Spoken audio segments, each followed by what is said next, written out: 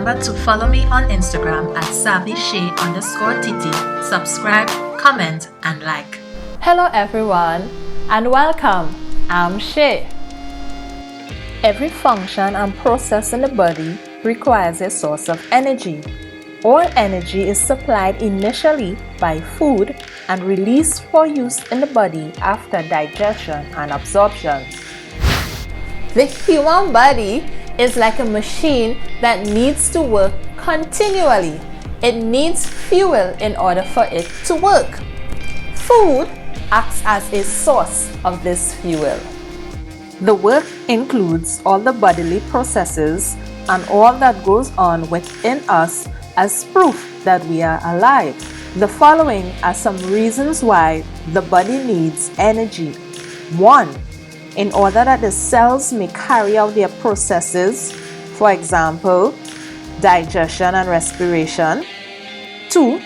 To keep the heart beating, the blood circulating, the lungs functioning, and to enable all the other internal organs to carry out their individual functions.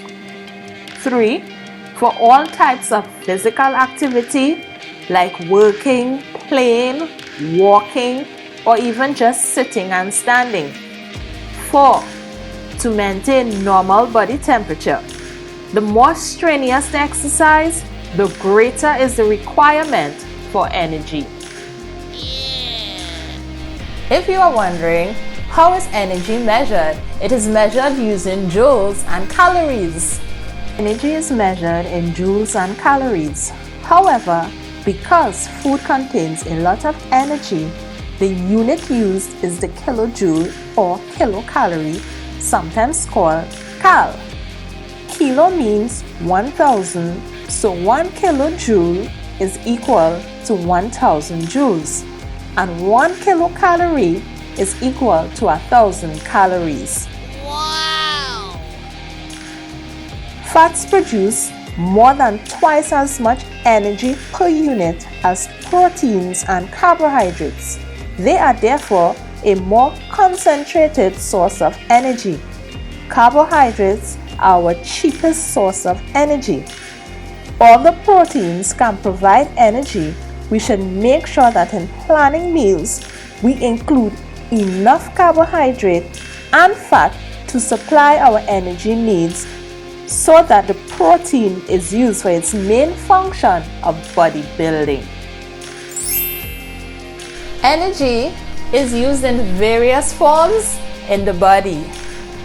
Mechanical energy for the movement of muscles, which are voluntary and involuntary. Chemical energy for all chemical and metabolic reactions. Heat energy to maintain the body's temperature. And electrical energy for the transmission of nervous impulses. One form of energy can be converted into another form in the body, but all energy is supplied initially by food. The three main nutrients, protein, fat, and carbohydrates, all supply energy. Of the three, fat provides the most concentrated source of energy weight for weight, so that the most energy dense foods are fats from sources such as lard, butter, margarine, oils from vegetables, nuts, animals, fatty foods such as your egg yolk, cheese, cream, meat, sugar, cereal products, and starchy vegetables. Basal metabolism, or BMR, is a person's largest expenditure of energy. This is the amount of energy that is required to keep the body alive when it is at its complete rest and warm. This energy is used to keep the heart, lungs, and digestive system moving, to maintain the nerve impulses to and from the brain, and for all the necessary chemical reactions in the body. BMR varies widely from individual to individual according to one's age, height, gender, occupation, physical activity, state of the body, whether the person is pregnant, ill, stressed, or have any form of thyroid hormone imbalance. Oh no! Energy balance depends on your kilocalorie input, which is food that is eaten, and your kilocalorie output, which is the physical exercise that is used. If the energy intake in food exceeds the amount of energy expended by an individual, then the excess is stored in the body as fat.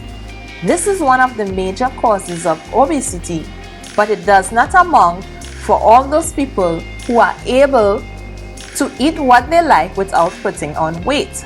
It is likely that the difference is in their metabolic rate, which is the rate at which oxidation occurs, and the amount of heat produced during oxidation account for this variation.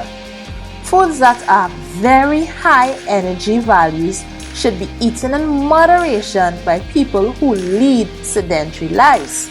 Some foods, such as chocolates, sweets, and similar snacks, are particularly bad in this respect as they are energy dense, but contain very little else in the way of nutrients.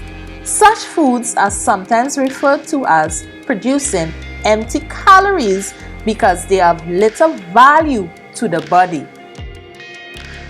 To lose weight, a person must reduce the amount of intake of energy so that the reserves of the energy intake of body fat is used and weight is lost. Also, physical activity helps to increase loss of weight. A weight-reducing diet involves calculating the day's energy intake and reducing it to a level at which energy reserves will be used up.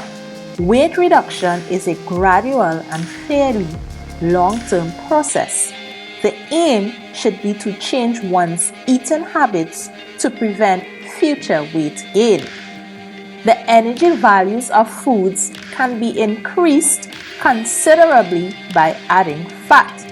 For example, a fried egg has an energy value almost double that of a boiled egg. This is because most foods absorb a sustainable amount of fat during frying. They absorb even more if they are placed in the fat before it has reached the correct cooking temperature. Grilled foods is better as some of the fat in the food will drain away and reduce the energy value accordingly. Low energy sugar substitutes, which are very sweet but have little energy value, can be used to reduce the energy value of drinks and other dishes. Many special foods and meal substitutes are produced with the intention of helping people on weight-reducing diets, but they are often expensive and do not necessarily help to re-educate people's eating habits.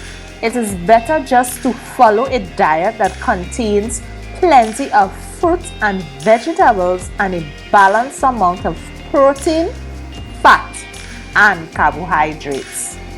The only other substance that yields energy is alcohol. However, alcohol is not a nutrient and can be detrimental to the body by interfering with its growth and repair. 1 gram of alcohol yields 7 kilocalories. Thank you so very much for watching. We have come to the end of the lesson today. And to remember, every day you learn, you grow. So keep learning and you'll keep growing. Bye for now.